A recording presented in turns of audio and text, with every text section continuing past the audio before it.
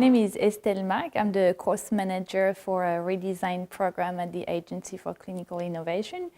I graduated from the ESCP Europe, so I have a training in business and management and worked as a consultant in healthcare, external and internal in Australia, and I started managing this course 3 years ago. So I've mostly worked in healthcare, so this is where I've been learning, applying, discovering and teaching design thinking.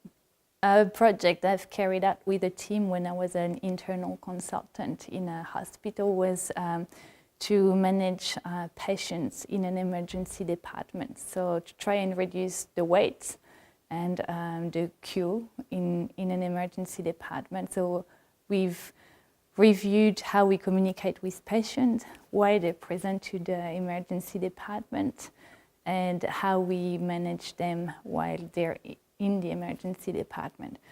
And so we've implemented a few different solutions, but one we've put in place that I think has had the most impact was to put in place a system where it's very visual for the clinician who's waiting and what they're waiting for, so then they can see how the patients are progressing in the emergency department. So it helps them first prioritize their action, but also go back and communicate better with the patient on how they're progressing. So it was a win-win for the staff and for the patient. And I think the key around this is that it was easier both for the staff and the patient, and it's also very visual. So I think there are a few lessons to draw from applying design thinking. The first lesson is, well, you have to start somewhere, and maybe the first project you will do is not the best one, but at least you get some practice and then your expertise will grow.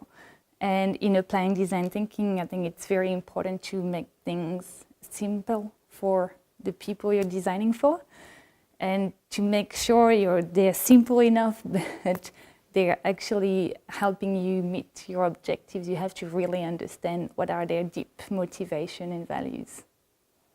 So I think the future of design thinking is to make sure it's spread better across the world. So integrating design thinking with other core learning for students, but also in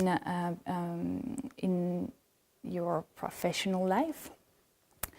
And I think it's important to make sure it's very practical and it's not just a cool word that never really gets applied and never gets the results we want. And in health, there is a big challenge that we have to meet, is that we're designing for patients and for staff, and sometimes they have conflicting interests.